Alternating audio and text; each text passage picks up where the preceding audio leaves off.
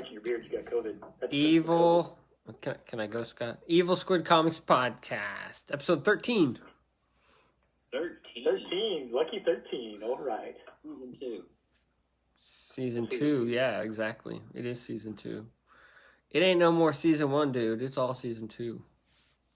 Bigger, better, zooming. We're zooming. Right. Oh yeah. All right. So, what have we been doing this last couple weeks, other than quarantining because of pandemic? Hey. Well, because of that, I have really been binge watching the shit out of stuff on Netflix. So that's what I probably did most of. I only have read like one thing the whole 2 weeks, but I watched a whole lot of shit. What did you watch, Scott? Oh, he left. Drew. Yeah. No, I had to go get my list of stuff. It was that long because otherwise I just forget because my brain is mush. Let's see here. Watch Cursed. Was that good? I read the book. Like Night to the Round Table and stuff of that nature. I'll get to that in a second. Warrior Nun.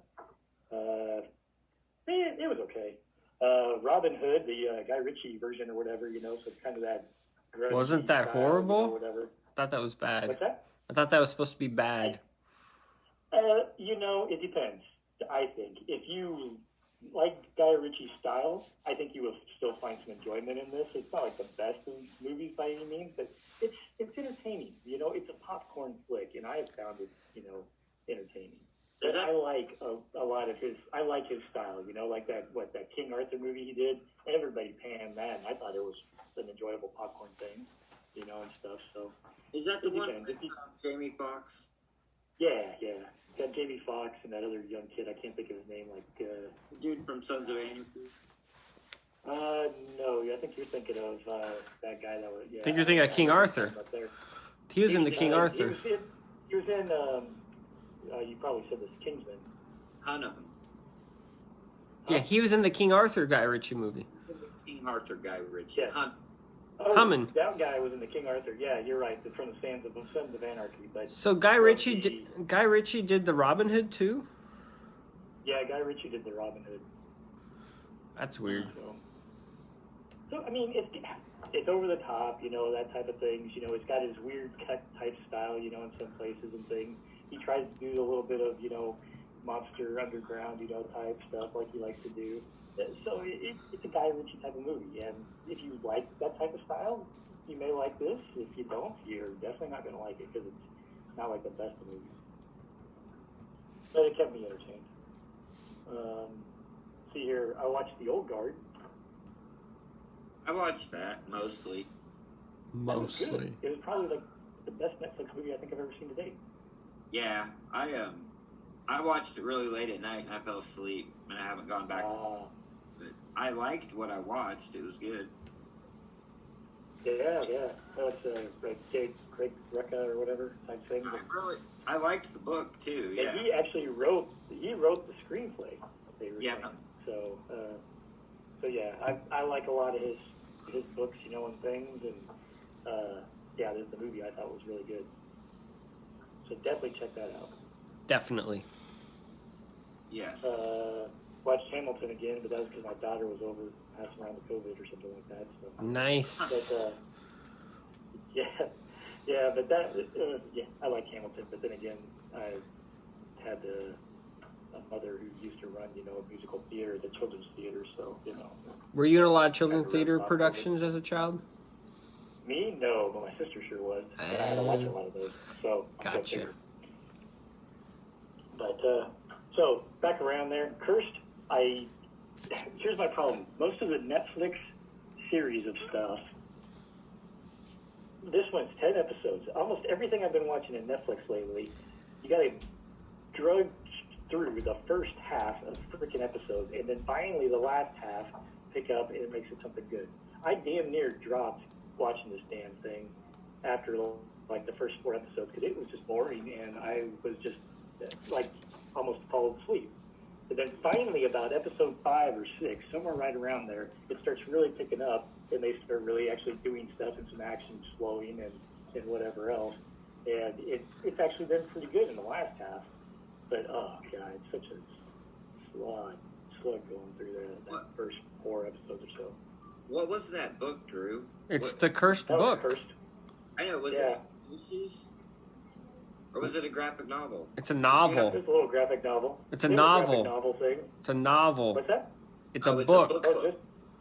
It's a book. Okay. It's a book. Because I knew Frank Miller was involved, so I assumed it was graphic novel. He did like 30 But Frank illustrations Miller for it. What did Frank Miller then do? Just did he draw the cover? No, he did illustrations throughout the book. So I think he helped. Review that on the podcast? I think so. I think he helped like the story too. Like I mean, Shannon Wheeler wrote it, but I think Frank Miller he wrote he did the illustrations, but I think he also like helped with the story and stuff too. Maybe I don't know.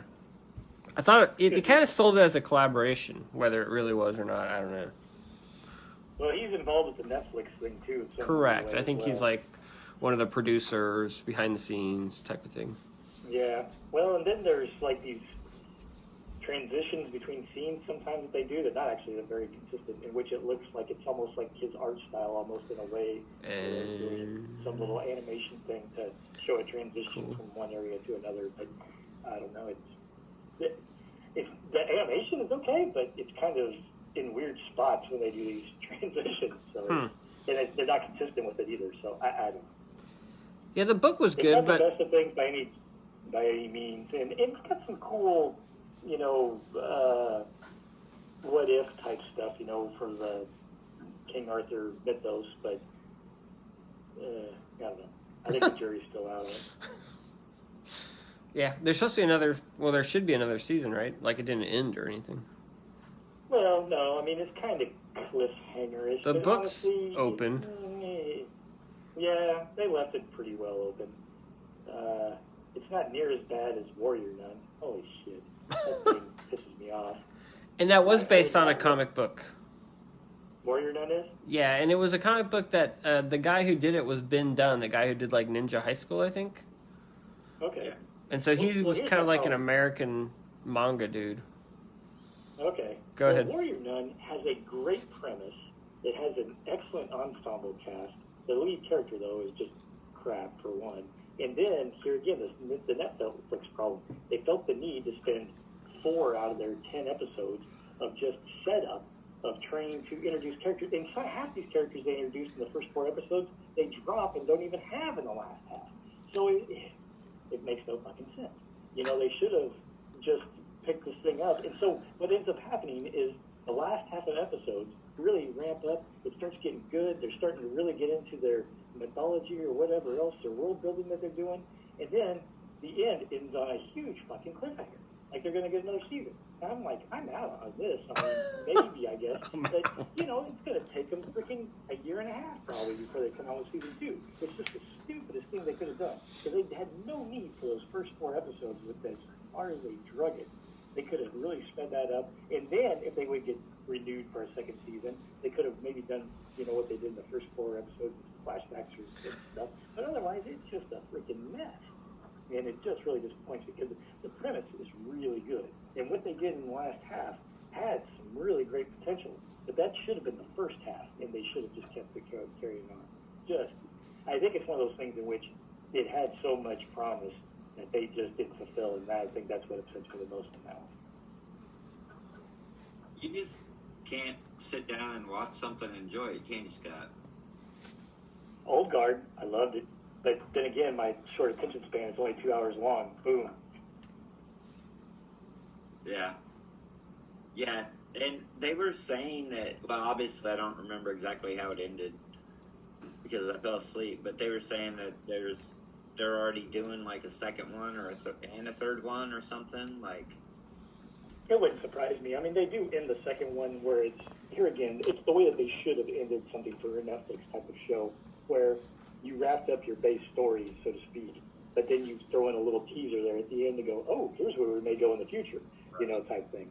And so it's like, oh, okay, yeah, maybe tell me more. But at least you wrapped up the original freaking story that you're trying to tell. Yeah. Unlike Warrior Nun. You guys don't keep me involved, or you guys don't keep me informed. I didn't even know about Old Guard. Like, I was just, like, popping Netflix, and I was like, Old Guard? I'm like, and then I watched the trailer, and I'm like, that's the story. I'm like, that's the comic. Like, I didn't even know they were making that. I think I had no idea. I'd heard about it, but then I forgot. I didn't realize it was imminent, and then I saw it on Netflix. I'm like, oh, they actually released it. I was like, that was pretty fast. I had absolutely no idea what it was until I seen it, and I seen it advertised on Netflix, drop on that Friday, and I was like, ooh, this looks like something I would like. And then I looked at it, and I was like, oh my gosh, it's based off of a story from Great Rucka or whatever. I'm like, hell, this is a no-brainer for me. Well, I did see on Facebook or whatever, I saw, I guess, is it Netflix that picked up Usagi Yojimbo? Yes. But the thing with that is, it's like in the future. Yeah, it's not Usagi Yojimbo. It's like his ancestor in the future. It's like a cyberpunk thing. Yeah. Right, you do Usagi Yojimbo. But whatever. I guess they didn't want to. It probably cost them too much. Huh? It cost them too much. I don't think it would cost too much. I think they just thought it wouldn't appeal to any. I think they thought this would be more appealing to a wider audience, I guess. I assume. I don't know. Yeah, the sci-fi, samurai thing. I don't know, man. I'm just guessing. You have to have Stan Sakai. Drew. Yeah. You have Apple TV? I do. Because they gave it to me a year free because you bought an Apple device. If you buy an Apple device, they were giving like everybody like a year free. Yeah, I had a chance. What Apple device did you buy? A phone or something? My wife got a new phone. Okay, cool. I had the chance to, but I didn't sign up for it because there wasn't anything on there that I wanted to watch. But now, I've been hearing about... Well, you better sign it up now. Yeah, I know. Well, I've been hearing about this Peacock station channel or whatever. You've been hearing about it? Right. Well, what's the space? What's the space? Yeah. Eric Larson posted they're playing the old Savage Dragon cartoon on Peacock. On Peacock? Yeah. Oh, wow. Well, it's like free to actually register. Yeah, it's free, and there's stuff you can watch on those where it gives you like all these teaser type things, like it gives you like 1 or 2 episodes or something, and then you gotta like pay for, the rest or something. I don't know, but anyway, I was looking around because I was gonna watch it on my Roku, and I couldn't find it, and so I went online. I guess Roku and Amazon, the Fire Stick, like they're having issues, money issues with it. Roku and Amazon don't want to have it on their devices, but you can get it on an Apple device, and you can get it on Apple TV, and you can get it on like your computer, but you can't get it. And it was even like Samsung TV, like smart TVs. It was weird. It was all like some kind of, because they wanted them to pay money to put it on there, and they didn't want to pay or whatever. But yeah, anyway, if you can't get your Peacock service on a Roku or a Fire Stick, you're freaking dead in the water, man. I mean, right. That's how people are gonna watch it, and so you better. You gotta get on the Roku, or Amazon. I mean, those are the 2 bigger things. And that's what people use. Right now. I love my Roku stick, man. That thing's awesome. I got a little Roku box, and I love it. Yeah, I have the box. I don't have the stick. I have the box, but yeah, I love it. Well, I got the box, but it's got the USB port in there, so I can always port those things in, so it's fine. See, the stick is cool. The stick is cool because you plug it into your TV, and then there's a USB power cord that plugs into your TV if your TV has a USB port, and so you don't even have to plug it in. It gets power from the TV. Cool. It's one less cord. It is. That it is. That's always nice, yeah. So you can check out the old Savage Dragon on your Peacock.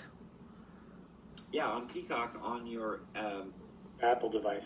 Apple TV. I thought you meant, do I have the Apple TV service? Sorry. Yeah, no, you have it though. Well, it's a little different. There's an Apple box, you're confused. like TV type streaming box, and then there's like Apple TV, which is like their own streaming service. So they're like 2 different things.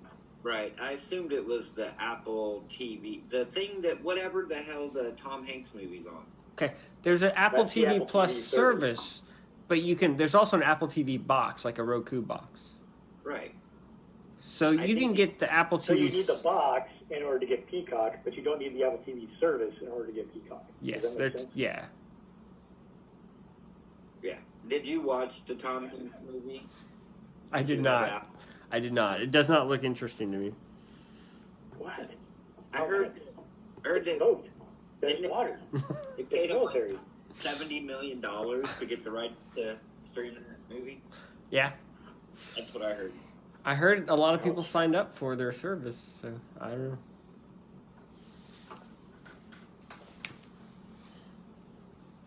Very nice. Very nice. I watched, so we watched all the Star Wars movies. We finished Rise of Skywalker. Oh, yeah. Yeah? Best movie ever, wasn't it? You know, this is the second time I've seen it. I enjoyed it quite a bit because all the expectations were gone.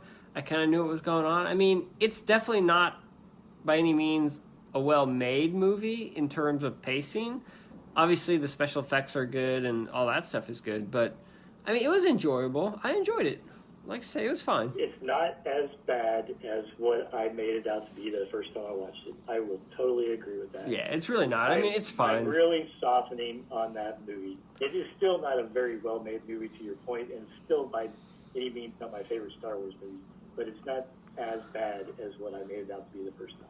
I think that whole sequel trilogy is pretty darn good in terms of production value and in terms of writing. I think the biggest issue with that sequel trilogy is it's just uneven. You know what I mean? No continuity. There's no continuity, yeah. And that's the biggest problem with it. I mean, it's like the opposite problem that the prequel trilogy had. Like, the prequel trilogy had, like, horrible writing, you know, but there was continuity. It was just continuously bad. Whereas the sequel trilogy has, like, strokes of brilliance throughout, but then it has these really uneven bad parts, and the pacing's all over the place, and it's just, that's the biggest they just issue. didn't have a very good, in fact, they had no outline. Yeah, no outline. Somebody just dumped something, then the next guy tried to pick it up and go with it, and then the first guy came back around to try to pick it up because the third guy that was supposed to take it was like, what kind of piece of shit did you give me? I ain't going to go with this. And then they brought somebody else back in. So that was the thing. They didn't have a very good plan for that sequel trilogy. Whereas, to your point, the prequels certainly did. George had a plan. I want to do this in this film, this and this one. Ultimately, I got to get here. And he followed that plan. It's very cohesive as it goes. But to your point, the prequel trilogy has awful overall dialogue. Yeah, the execution is bad. It's like, but the overall story is good. Like, the story of the prequel trilogy is excellent. It's well done. Amazing, the prequel trilogy of what the ideas that George had, quite frankly. Idea is amazing. How, execution is horrible. How an empire is built and everything else. I mean, it's freaking amazing. Correct. But the execution just suffered. Whereas the sequel trilogy, or trilogy type things there with all those, it had some great acting, great production values, some good action. I thought the script was good for the most part. No, there's just no continuity. It doesn't seem like they had much of a plan at all. And I don't know. Some type of mismatch of stuff. Correct. Don, your thoughts? No, I'm not going to weigh in on Star Wars. He's done You talking about Star You Wars. didn't like the sequel trilogy, though, did you? You did not like the first two films at all, and you liked the third one. Is that correct? I think he thought they were all just okay. Let's put words in Don's mouth. Don thought they were all just I okay. put lots of words in Don's mouth. I did not like the first one when I first saw it because it didn't seem like it was anything. They killed Han Solo? Because it was not original. It wasn't original. It was like we redid this. That's why I liked it. It was so retro. We redid this scene from episode 4. We redid this scene from, and it was just like, really, you had this long, and this is what you came up with. That's all. This long, and this is what you came up with. How long did they have, Don? J.J. Abrams' M.O., so what did As you I gone expect? back and rewatched them, I got over that quickly and kind of tried to enjoy them just for what they are, and I mean they're fine. I They're don't enjoyable Star Wars. They're enjoyable as Star Wars, and I just don't get like they're not. I guess I don't notice like pacing like you and Drew, especially you, Scott. You're always talking about how the third one was just like balls to the wall action. There was no this, there was no that because they wasted the second movie. And I get that, but I mean, as a fan, just a dumb schmo watching the movie, like I didn't really get that. Like I don't notice that. It just, and I don't think it was as bad to take the brunt that it took. Like even I think there were people on Facebook that are just like, I'm done with Star Wars. Like, this was horrible. Like, blah, blah, blah. And I'm like, really? I'm like, and these are diehard Star Wars fans, you know, from like their whole life. And they're just like, well, this was a giant pile of crap. And I'm never watching Star Wars ever again. And F you, Disney. And But those are the same people who are crying because Luke was broken or whatever, you know. I know. Yeah, probably so in The Last Jedi. Yeah. They couldn't get over that. Anyway. Ooh, speaking of really good movies, I rewatched Kill Bill Volume 1 and Kill Bill Volume 2. Like, Nice. back to back. Yeah. I haven't seen those movies in a while. Like, every time I go back to a Tarantino movie, it's usually like Inglourious Bastards or it's Django. Yeah, those movies have to be kind of in my top 5 Tarantino films. Kill Bill, it's freaking great. I mean, I love the crap. Yeah. Like, it was both of them are really good. The first one in particular for me, but both of them are really good. Yeah. I was like, I can't believe I haven't sat down and watched these recent. I mean, they're awesome. But, yeah, we watched a lot of like movies, but I don't even remember. Most of them were like older, rewatching old movies or whatever. We watched the second Matrix movie with Ben, because Ben's never seen the Matrix movies, so we watched the first one a while ago, and we watched the second one. I'm going to have to, I guess Zoom... I like the second one, but... What's that? Every time I get to the end, and he walks into the room with whoever that dude is, the architect, it's like, I think I'm going to get it this time. And I'll follow him for like a couple minutes, and then like he completely loses me, and I don't understand what the fuck's going on. And then when he comes, I really like that film. Yeah, when he comes around to the end, I'm like, okay, I kind of sort of get it. Like, I think I get it, but I don't know. I just remember, like, when that movie came out, they did like a Saturday Night Live skit, and Will Ferrell played like the architect, and he just talked about. It was like 10 minutes. I was like, every time I see that scene, that's what it reminds me of. Now I'm gonna have to go like Google that. You know that Will Smith as the architect, or Will Ferrell. I mean, Will Ferrell. Yeah. Oh, I rewatched Tropic Thunder. Oh god, I fucking love that. I heard that Robert Downey's kind of getting some crap for his role in that one. Yeah, I saw like a thing on Facebook that said like whoever the generation is now or whatever, is it Gen X or whatever? They're like Millennials or whatever. They're like, they all just lost their mind because they just realized that Robert Downey Jr. because that movie came out like 20 years ago. It's pretty old now. Was it that long ago? I think. It might be 15, but it's not. It's pretty long. Yeah. But they were like, yeah. Everybody just lost their mind. They're like, Robert Downey Jr.'s career is over now because they just realized that he played an entire movie in black. That he played an Australian who played a black man in a film? Yeah. But, man, the Tom Cruise in that movie is just awesome. He's not in it. Punch that guy in the face as hard as you can. But the scenes that he's in are great. I don't know. That movie is dumb, but it makes me laugh. It's got some great parts in it. Hey, real quick. Hold on. Whatever. Can I have your attention? Focus. Yes. All right. The Zoom says it's going to end in 7 minutes, so we'll have to restart because it's doing that whole 40-minute limit for some reason. It didn't do it last time, so I don't know why it's doing it this time. Maybe they're cracking down. Okay, if you did it with 3. Okay. But it's telling me, so I'll just restart it. Tropic Thunder was 2008. Okay. 12 years ago. That was way older than that. Yeah, me too. That's surprising. So. It's a great freaking movie.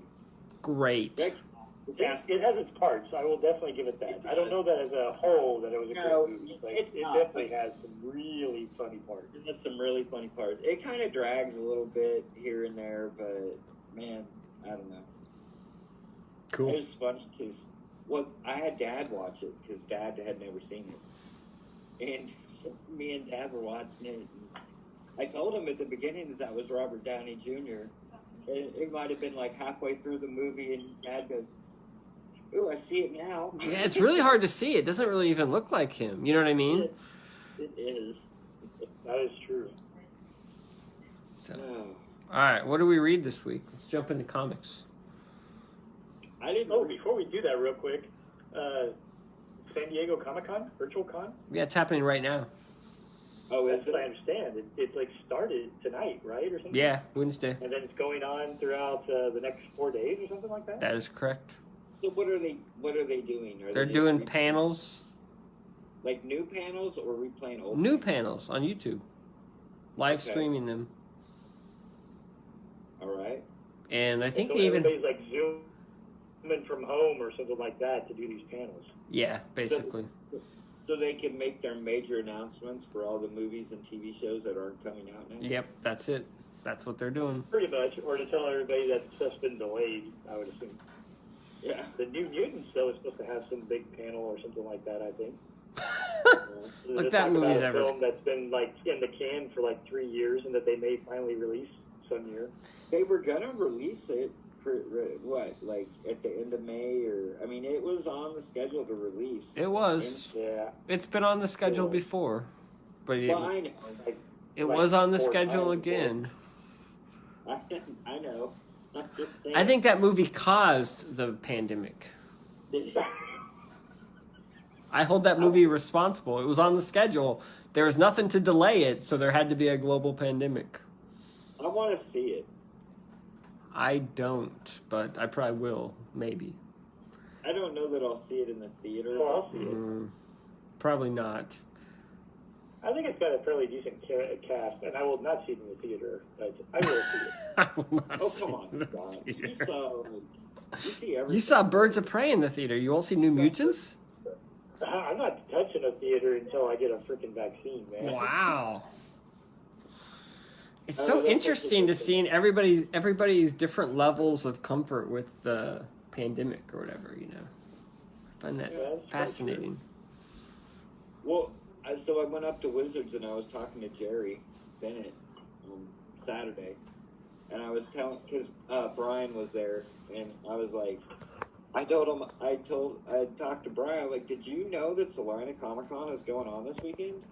And Brian's like, yeah. He goes, but they didn't tell me. They didn't even contact me until like last week. Said they wanted him to be a vendor. And he's like, well, I already have this event set up to have Jerry come in or whatever. And Jerry Bennett's like, they're having a convention like right now? And I'm like, yes, Well, right now. I think I speak. And Jerry goes, are you going to go? And I'm like, hell no, I'm not going. like, no. Well, I think I seen a thing on Twitter or whatever the other day, or actually it was a post about something on Twitter. But either way, I think it was Chris Claremont. Chris Claremont went to a In convention. Comic-Con, yeah, in freaking Alabama. Yeah, Alabama. Alabama. That they He were having a wants- Comic-Con, and he was going there. Yeah, he went. Yes, he went. It was going on, was it last weekend? Or is it this Yeah, I think it was weekend? last I don't weekend. even know. It was so funny because, like, he was posting about it, and everybody's like, stay safe, Chris. I hope everything's okay. And everybody's like, wait. Yeah. Like, are you crazy? Going into a hot spot in the South. I know. I'm like, holy crap. Dude's Did like, they- like 99 or something? He's pretty old. I think he's in his 60s or Did they- I think 70s. he's in his 70s. But Was he a scheduled guest, or did he just want to go? So No, he showed was a up? scheduled guest. he was a scheduled guest, but he wanted to go. And he was like, yeah, I hope I can I just really want to talk to people, you know, and things like that. or something. I was like, well, okay. I just really want to catch a virus. Coronavirus, that is. He had his mask on, though, in the picture that I saw. Yeah, he had a mask on. Your mask isn't 100%, people. I don't know. Just telling you. No, it's not. Okay. No, but I don't know. But I do think that it helps the situation. It does. It is a help. I'm a fully support people wearing masks. I'm not one of those people, but Well, yeah, it is because Trump just finally came out and said that we should wear masks. So Well, yes. Yeah. that would be true. I think he finally said it yesterday. He's like, hey, wearing a mask is a good idea. We should all do it. Yes. I don't want to get political, but Very true. but yeah, Comic-Con, but by like the way, are still going on somewhat. And people are still going to them. So Apparently not. Apparently, not enough. The Salina one, nobody went to. Apparently. But I don't know if that's because of the... I don't want to talk bad, but I don't know if that's due to the pandemic. Yeah, Just correct. might be. It just might be that convention. But That could be. could be. All right, so Scott didn't read much. Did you read much, Don? I read... I didn't read no. much. I read a few I read... things. I have 3 things that I can talk about. All right.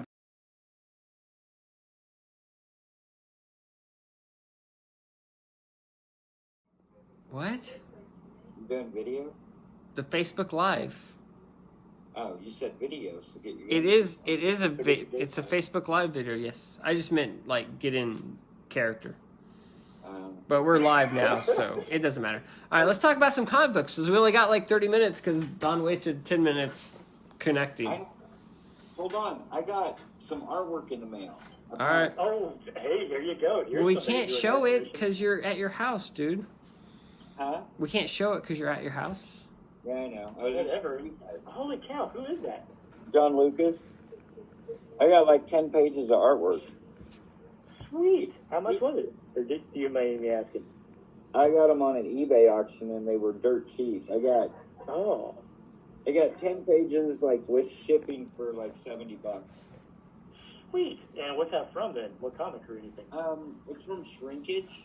Oh, I read the first issue. Yeah. I have to trade. Oh, really? I didn't know they made a trade. Yeah. But he threw in an extra page too. So I got like 11 pages. I think he's just trying to get rid of that stuff. I think he is too. Because it's piling up. So John Lucas himself was selling it on eBay? Yeah. Okay. Yeah, he had like 4 auctions with like, they were lots of 5. And 2 of them, there was some other guy that was bidding on them and I didn't want to bid him up. And so I took the 2. Actually, there were a couple, I mean, I wanted the pages, but there were a couple. What kind of a friend are you? You're not going to bid him up for him? I mean, that's going to help him out. What the hell? I should have. There were a couple pages in each lot that I really wanted, and then you know what I mean, like yeah, really wanted. So anyway, I just got it today, so I got some new artwork. Cool. Excellent. Excellent. I'll bring it. If we get to do one live eventually, I'll bring them and you can see them, Scott. Oh yeah. I was talking to him, and he was showing me pages of the new project that he's working on. He's been posting them on Facebook, man. Those new pages look really, really good. Cool. Really good. I don't know if you follow him on Facebook or not, dude. I don't know if I follow him on Facebook. I follow him on Instagram, but I don't think I've seen much from him lately. I don't know. I have to unfollow everybody because they're annoying on Facebook. So I have to like keep blocking people, block people, block people, block people. Gotcha. Yeah. All right, we can do comic. Can we? Because we got like 20 minutes now, dude. Okay. So I mean. I read. Go for it. I read Cancor.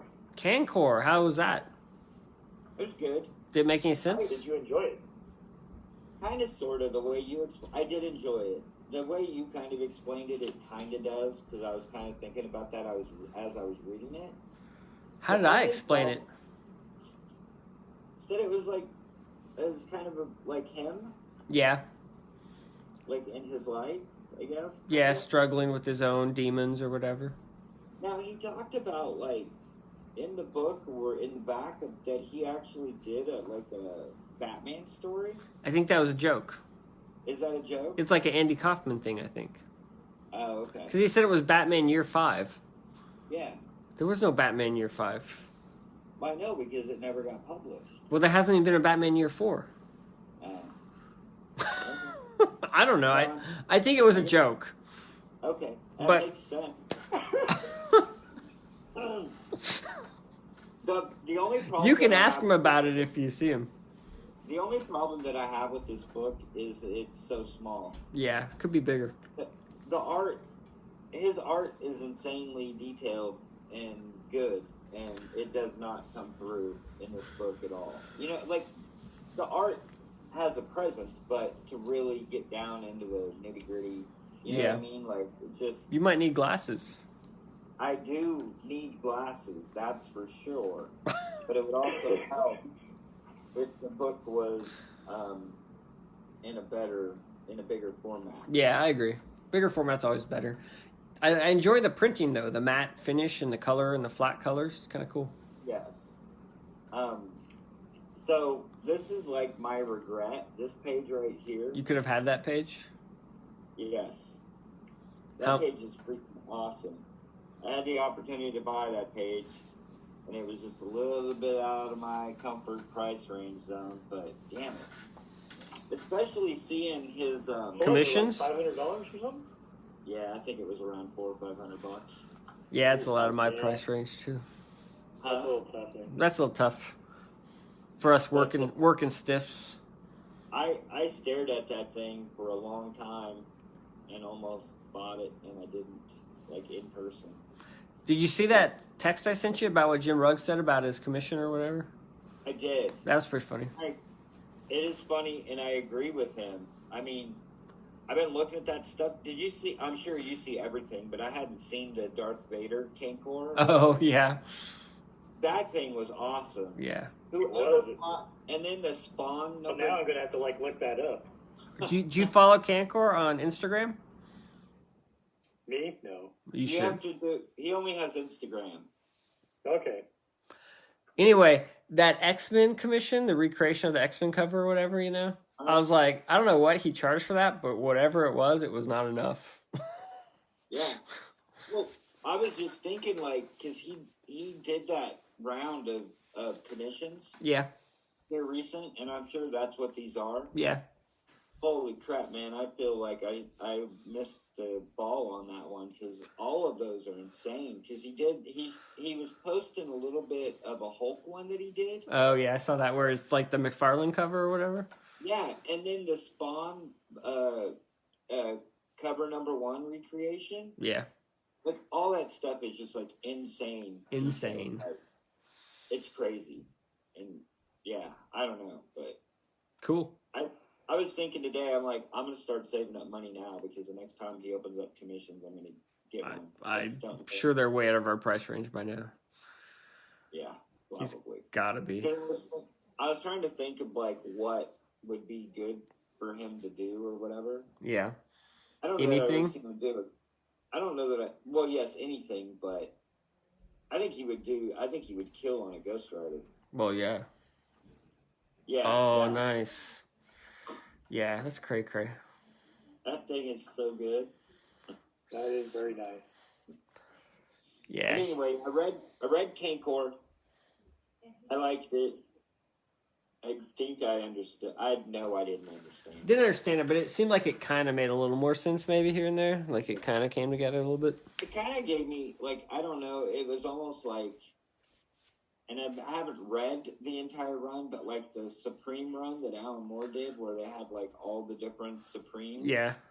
Like it kind of threw me into that. Like there's all these different Cancors or whatever. Yeah. So I can see that. Cool.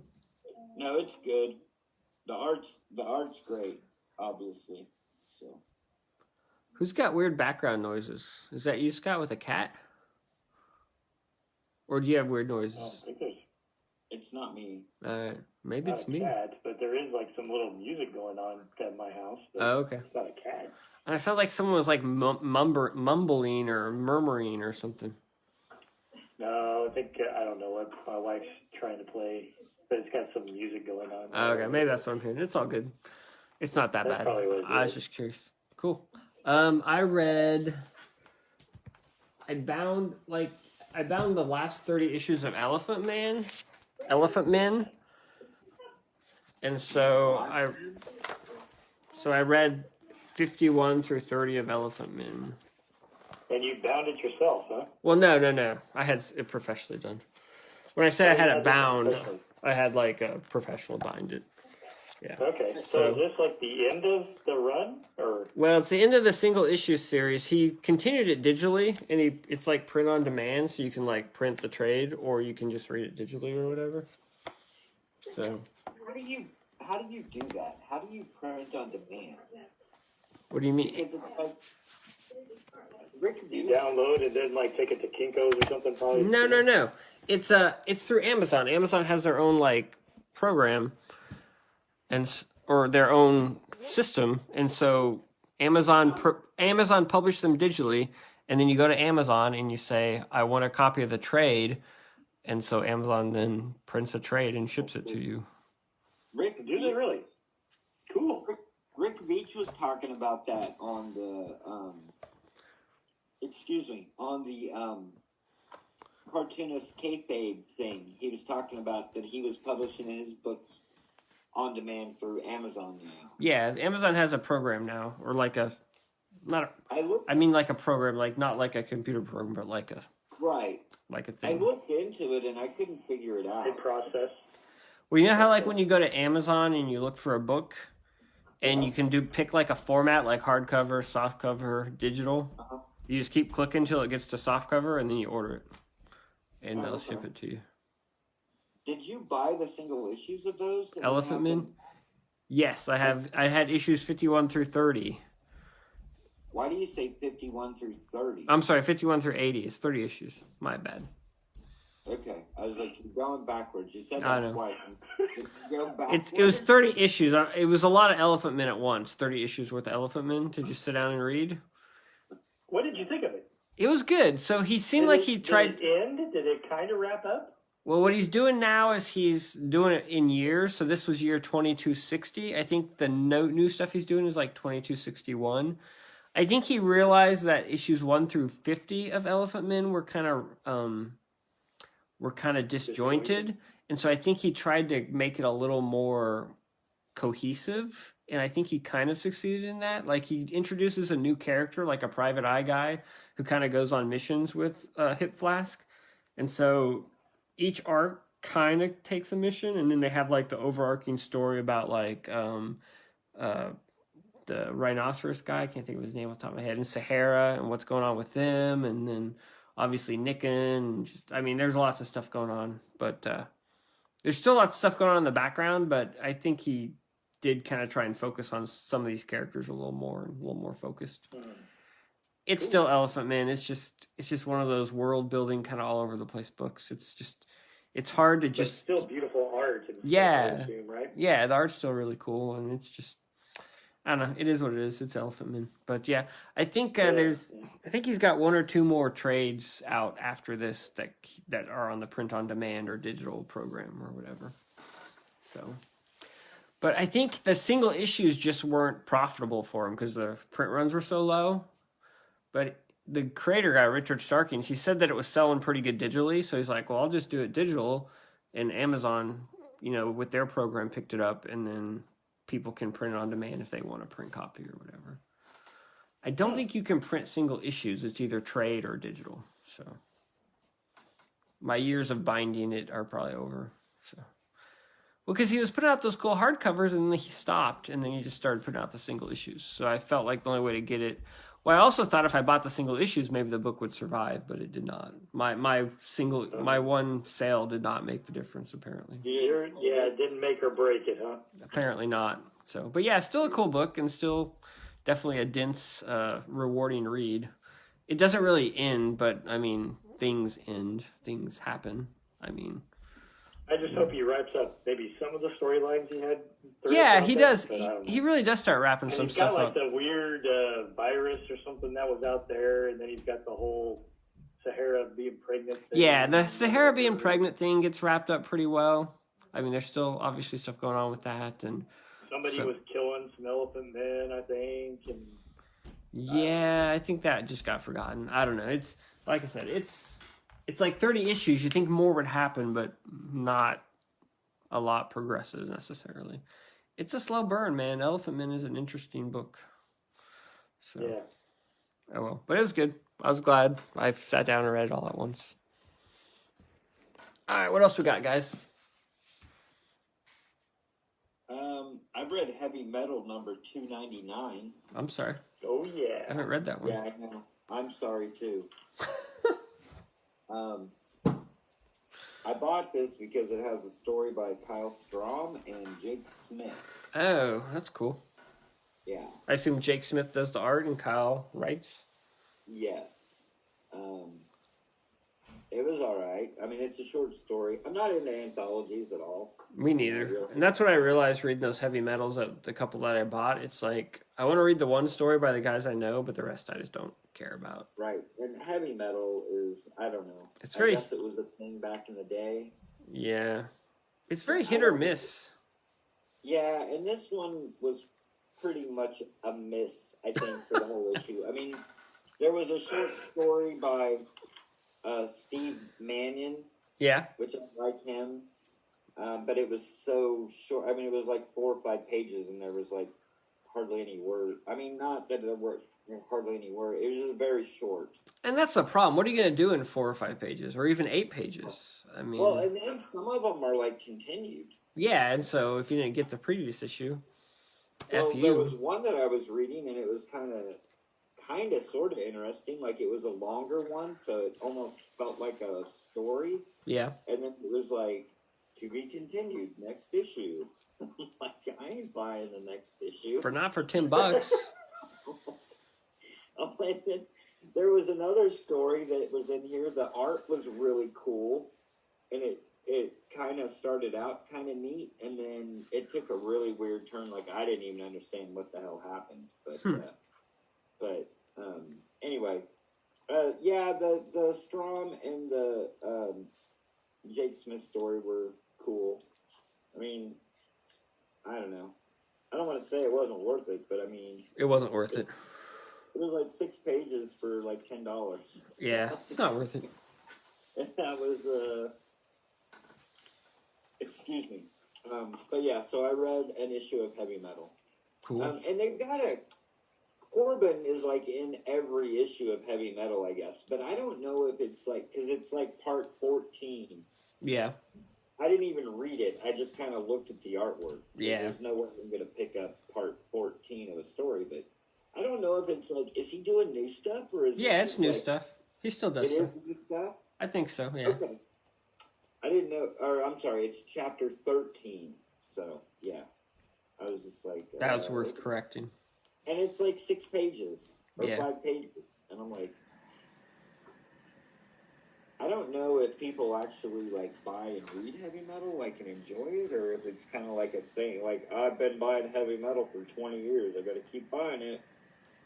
Or I don't know. And they just keep on getting it. I tried to go back and read the original heavy metal, like, because you can find like PDFs of them online. You know, they're pretty much unreadable then too. I'm just not an anthology guy, and I mean, there's some cool art in there, but it just, I need a little more meat in my story. Yeah. I don't know. Well, there's a lot of meat in the Jake Smith story. Is there? There is. There's a lot. I'll show you. No, it's okay. There's a lot of meat hanging. It's not the kind of meat I meant, Don. I meant more like the metaphorical kind. Oh. Yeah. You didn't mean like that? Nope, didn't mean like that. Can you see it? Kind of. Thanks. Up on the top? Yeah, I see it. It's great. Yes, it's wonderful, Don. Is Scott going to do a review of a comic, or did he read anything? I think he said he read one thing. Well, let's hear about it. I did. You kind of jumped the shark. You did too. Why the Last Man? I want to put Scott right in the middle. Oh. Why the Last Man? Yep, Paper Dolls. Paper Dolls. Is that volume 7? Number 7. Nice. Woohoo. That's thick. So I only got 3 more left to go. So, yeah, this is good though. Of course, this one is, well, our crew of 355 and Yorick and Dr. Mann. They're trying to travel now over to Japan or something to try to go catch the monkey who seems to be the savior of mankind, possibly. And on their way in the last issue, they got involved with some drug smugglers and things. Well, now they actually made it to Australia, which, incidentally enough, is where Yorick's girlfriend Beth should be at as well. So, really, that's where a lot of this is taking place, is in Australia and the things that are happening there. There's also a couple like little one-shots in this one. Like, it talks about a little bit of history of 555, like how she became like a little bit of the secret agent that she is. And then I think it has like a little one-shot of the monkey ampersand as well, kind of like how he got mixed up and actually went to Yorick and things. So it's pretty good. I mean, it's almost more of like a filler type stuff though, in a way. You know, like they're going, well, we're just kind of throwing some stuff in there so we can make it 60 issues. I don't know. You know, as they're getting, it's still, you know, Brian K. Vaughan, and he's still writing it, and there's still good, you know, it's still a good pacing, you know, throughout it. It doesn't get boring. It's not like it's too wordy or anything else. He knows what he needs to do and where his end point is that he's going. So it moves still at a good pace. But it's like I say, though, there's really not a whole lot of addition to the story, I feel like, in this one, besides maybe talking about, you know, some of these characters past a little bit. Incidentally, though, this is the way that you try to do some character building, maybe, or stuff about a character's past, is you do these little, like, one-shots or flashbacks instead of trying to drag it out at the beginning of your damn story where freaking things, you know, slow down to the point where you may lose your readers or watchers or whatever it may be. So, I'm gonna have to watch Warrior Nun just to see if it's as bad as you say it is. Cause I will preface it the fact that I really love the potential that's in that damn show, and it just the execution just pisses me off in that. Well, it's what's weird, like, not to go back to that, but that book came out like what, 20 plus years ago? Like, I think it was early 90s, wasn't it? Yeah, like, who's going through going, oh yeah, remember that weird, like, independent comic book that came out like 30 years ago? Let's make a TV show about that. I don't know how that happens.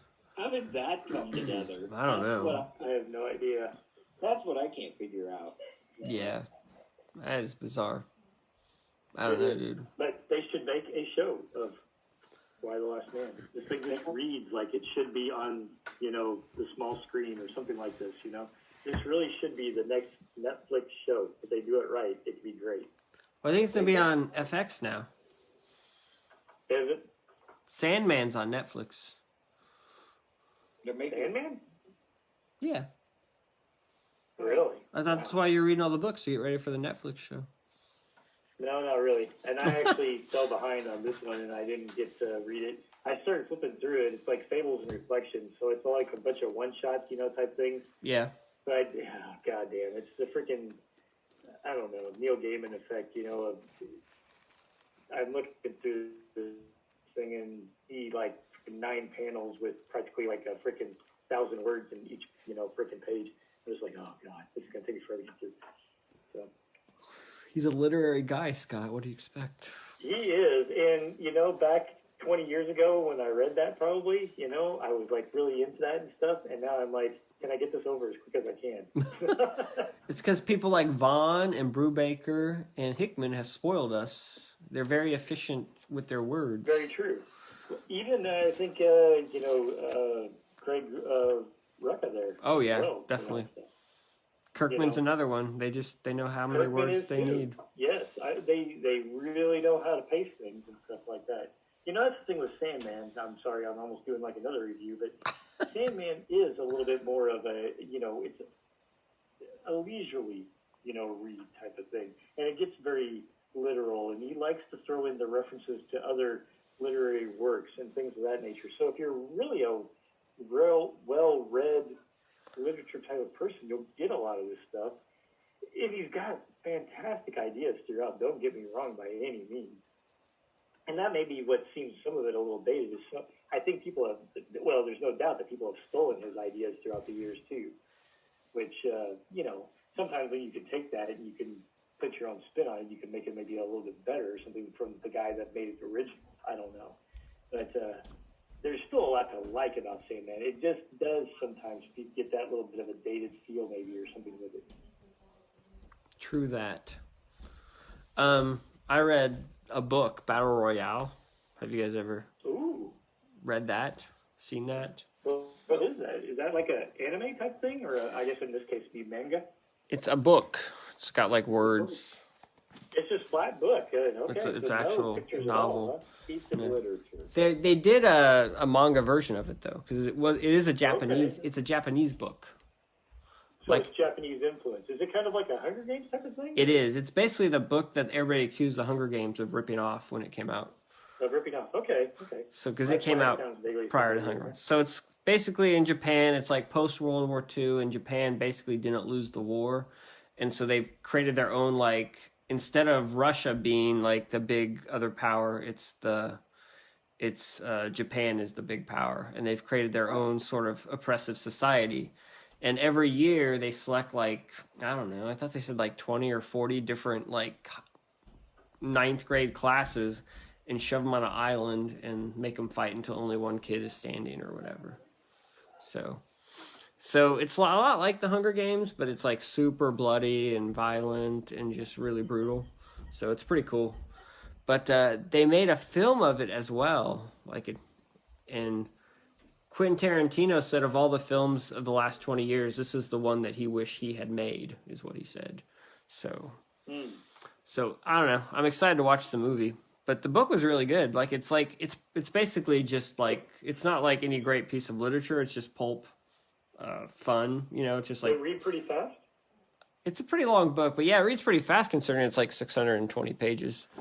But yeah, I mean, there's a lot of chapter breaks. I mean, it's like 80 chapters, so you get a lot of chapter breaks. And so it goes pretty fast. It moves at a good pace and everything else, where it's kind of keeping you going, right? Correct. Once it gets going, it's pretty fast because, I mean, kids are dropping like flies. There's 40 kids, so you got to work through all of them, right? So you got, a lot of kids dying. And so... It's a little hard to keep track of all the characters because they all have Japanese names, like Shuya and Shinji and crap like that. But after about a couple hundred pages, you got it kind of figured out pretty well. And you kind of know who the important ones are to kind of keep track of and stuff, Yeah. So, Where can you find this movie at? You can rent it on like any digital service. I don't know, you guys probably don't use Vudu, but you can buy it like on Vudu for like $6 or something. But oh, wow. Again? What's that? What's it called again? Battle Royale. Battle Royale. Yeah. So, anyway, it was a good read, man.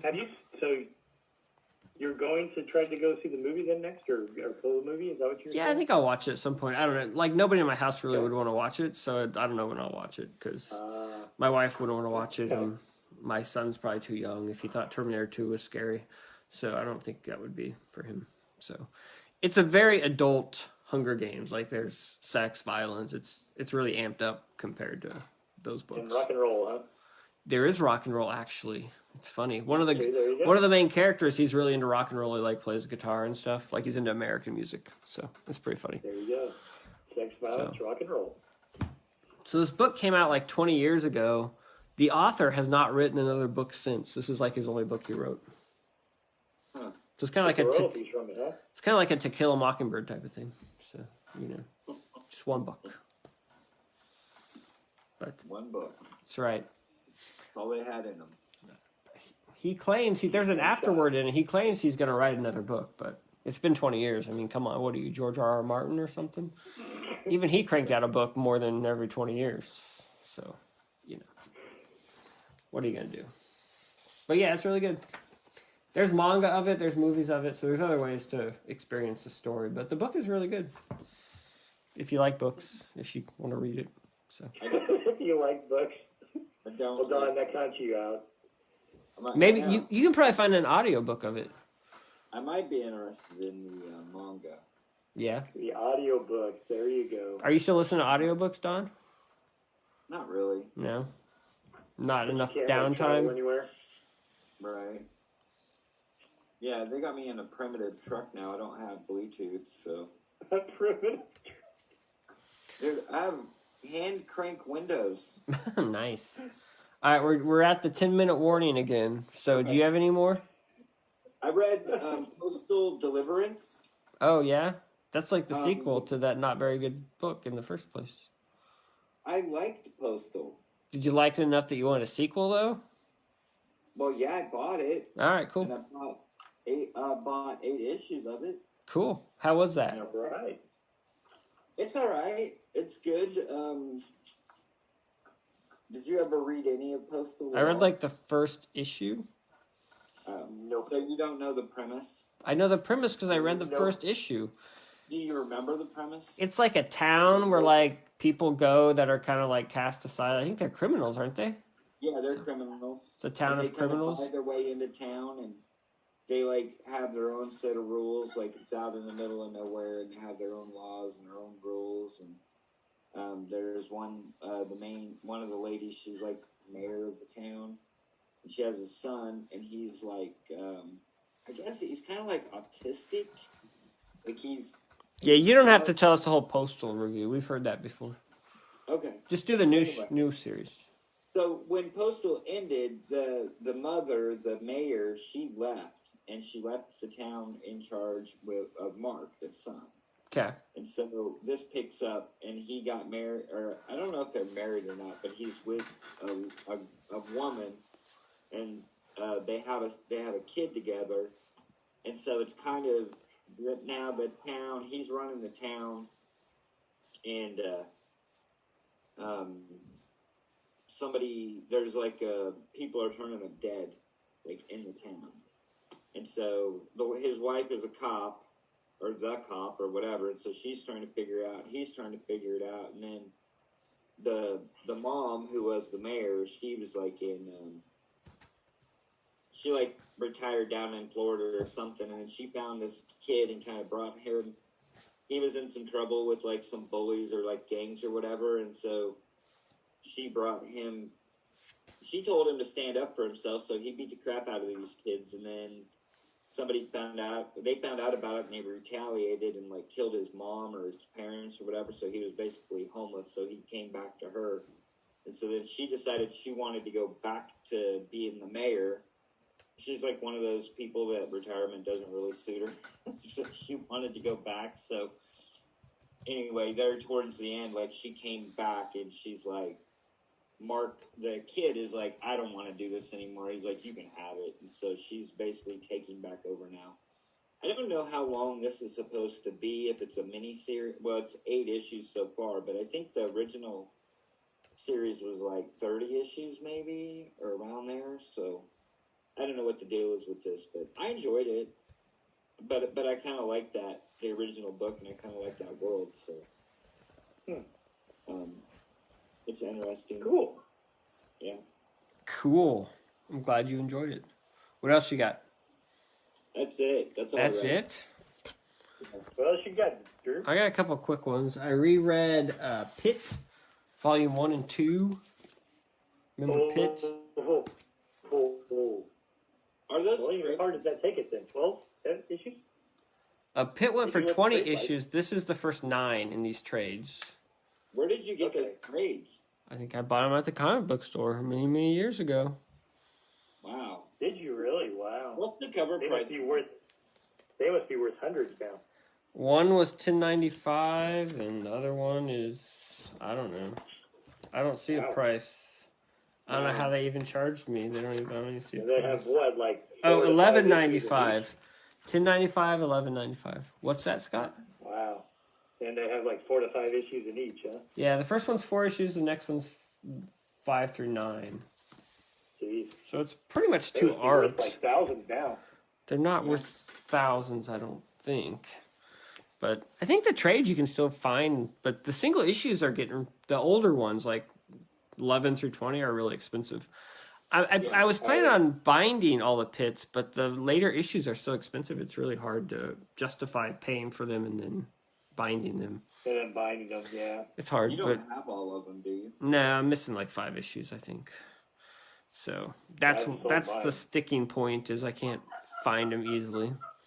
Yeah. But I've been trying to pick them up like at conventions, and you can find one or two here and there, but it's usually like you said in the first 10. The first Yeah. 10, yeah.